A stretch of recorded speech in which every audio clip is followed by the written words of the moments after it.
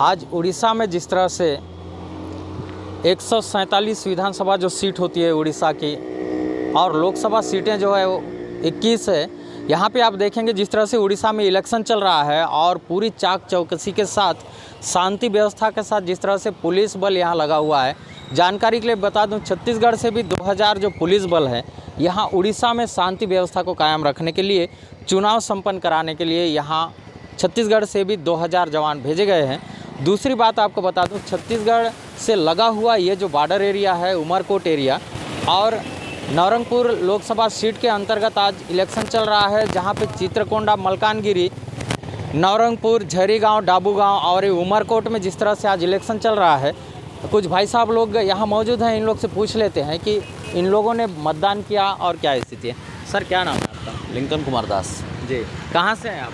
उमरकोट। अच्छा, क्या स्थिति है? सरकार की परिवर्तन दिख रही है या फिर नवीन पटनायक ही रहेंगे? नवीन पटनायक ही रहेंगे। अच्छा, जो खास परिवर्तन है क्षेत्र में, गांव अंदर हम देखते हैं तो आज भी वही झुग्गी झोपड़ियां हैं, सड़कें खस्ता हाल है। तो 30 साल की सरकार में क्या मानते हैं आप इसको? जो आप किसी को पूछिए अभी भी जी, अब जहाँ भी देखिएगा, आप भी जहाँ भी देखिएगा बराबर रास्ता है, बिजली पानी सब बराबर है।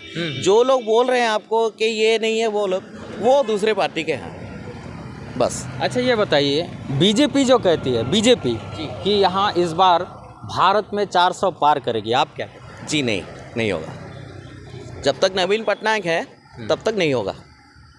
अच्छा ये बताइए सर कि उड़ीसा में नवीन पटनायक की सरकार है और ये पहला राज्य है जहाँ पर पशुओं के लिए पानी छोड़ा जाता है। जी। ये बताइएगा, जो आवास की समस्या है, कुछ लोगों ने हमने बातचीत किया, आवास की समस्या है और प्रॉपर यानी लोगों को मिल नहीं रही है, तो आप क्या कहते हैं? देखिए, जो आवास का जो योजना है सबको मिल रहा है।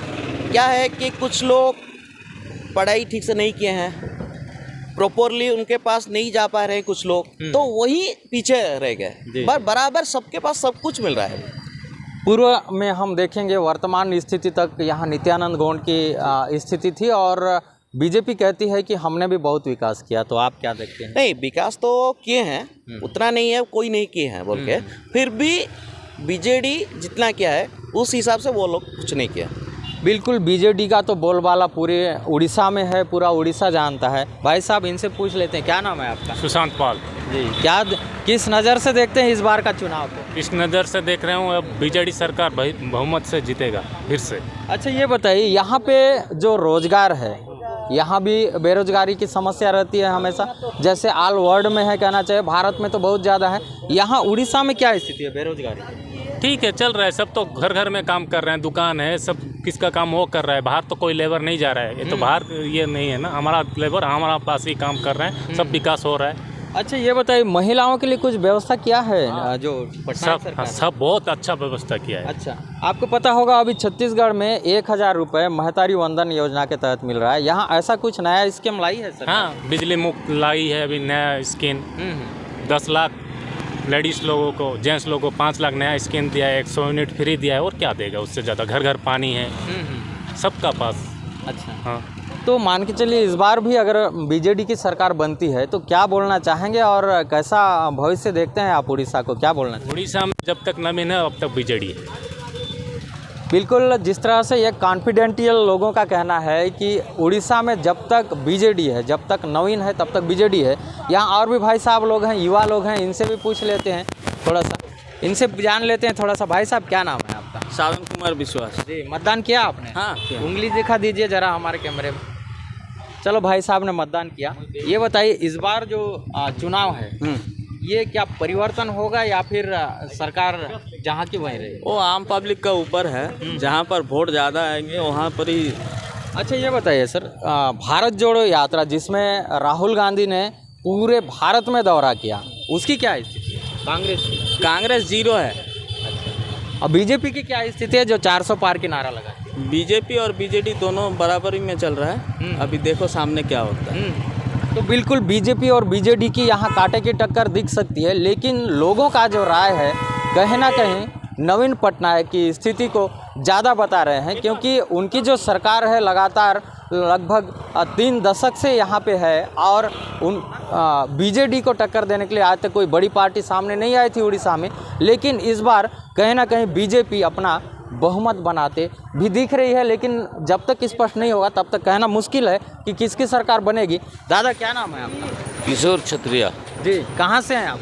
यही का है लोकल। अच्छा, कैसा रहा इस बार का चुनाव माहौल? इस बार और चुनाव में ये है कि आगे पीछे होते जा रहा है, लेकिन क्या होगा क्या नहीं होगा उसकी गिनती हम दे नहीं पा रहे हैं। इनकी बीजेपी आएगा या बीजेडी आएगा, इनका दोनों का टक्कर लग रहा है। फिर कांग्रेस का थोड़ा 0 पॉइंट है। कांग्रेस थोड़ा सा 0 में है। तो राहुल गांधी जिस तरह से पूरे भारत में भारत जोड़ो न्याय यात्रा को लेकर पैदल चलने का कोशिश किया कश्मीर से कन्याकुमारी तक, लेकिन स्थिति यहाँ उड़ीसा में थोड़ी सी सही नहीं है। यहाँ बीजेडी और बीजेपी की बोलबाला है, लेकिन बीजेडी को इसमें ज़्यादा बहुमत मिलता दिख रहा है। लेकिन जब तक परिणाम नहीं आएंगे तब तक कोई कहना मुश्किल होगा।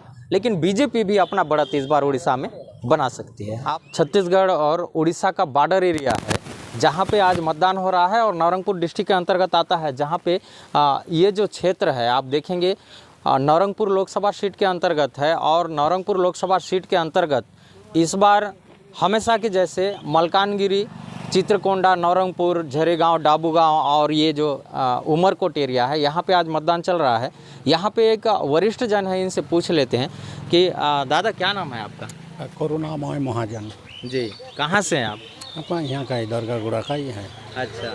अच्छा, ये बताइए अभी वर्तमान में जो नवीन पटनायक सर की जो सरकार है ये कैसी लगती है आपको? ठीक है, नवीन पटनायक की सरकार ठीक है। मैं तो परिवर्तन मांगता है आदमी लोग कर क्या। जी। बीजेपी जैसे कहती है इस बार 400 पार जो नारा लगाती है बीजेपी, तो आप क्या कहते हैं? हाँ, वो तो 400 पार होगा ही, जरूरी होगा। अच्छा। और जरूरी है। अच्छा, इंडिया के लिए जरूरी है। अच्छा ये बताइए यहाँ नवीन पटनायक की सरकार है, बीजेडी की सरकार है, फिर भी गांव अंदर हम देखते हैं तो बहुत सारा झुग्गी झोपड़ी आज भी है, विकास नाम का चीज़ दिखता नहीं देखता नहीं है। वो तो जो आवास हुआ है प्रधानमंत्री का आवास है हुआ है। हाँ। अच्छा ये बताइए प्रधानमंत्री आवास जो है छत्तीसगढ़ में भी बहुत सारे 2,18,000 लोगों को मिला, यहाँ पे उड़ीसा में क्या स्थिति है? हमको तो इतना मालूम नहीं है। यहाँ पे मिला ये सब गांव में, जो हमारा म्यूनिसिपैलिटी अंदर बहुत मिला है। ये हमारा प्रधानमंत्री आवास योजना। अच्छा ये बताइए यहाँ पे वर्तमान में नित्यानंद गौड़ जी हैं विधायक, उनका कार्यकाल कैसा है? उसका ठीक है, वो तो एक वकील है, वकील हिसाब से ठीक है वो। अच्छा, कांग्रेस कहती है भारत जोड़ो यात्रा के न्याय यात्रा के तहत हम लोग इस बार सरकार को बदल रहे हैं। एनडीए का गठबंधन हुआ है तो सरकार हमारी बनेगी। आप किस नज़र से देखते हैं? आप एक नहीं, वो तो मोदी का ही बनेगा। इंडिया नहीं बनेगा, उसमें वो गारंटी है। अच्छा ये बताइए यहाँ पानी की सुविधा रहती है उड़ीसा में? अच्छी है पानी की? पानी है अभी ठीक है। कोई गांव में नहीं गया है, कोई हमारे टाउन एरिया में ठीक है। पानी ठीक है। चलो और एक भाई साहब हैं, इनसे पूछ लेते हैं। क्या नाम है दादा आपका? रविंद्र सरकार। रविंद्र सरकार। हाँ, तो सरकार जी बताइए उड़ीसा में किसकी सरकार बन रही है? उड़ीसा में इतना दिन तो नवीन सरकार था, अभी वर्तमान चेंज हो जाएगा ऐसे लगता है। अच्छा, तो बताएंगे यहाँ उड़ीसा में प्रॉपर जो विकास है, आज भी हम गांव में देखते हैं, आज भी पेरा से लगा हुआ झोपड़ी बना हुआ है। शहर में थोड़ी सी बदलाव है लेकिन गांव आज भी वैसा ही है। पानी की अभाव है, सड़कें खस्ता हाल है और जो झोपड़ियाँ हैं आज भी दिखती है। तो बदलाव कहाँ आ रही है? नहीं, बहुत सारा बदलाव हुआ है और भी होगा। अच्छा, हमारा मोदी सरकार जो आएगा तो और बदलाव होगा।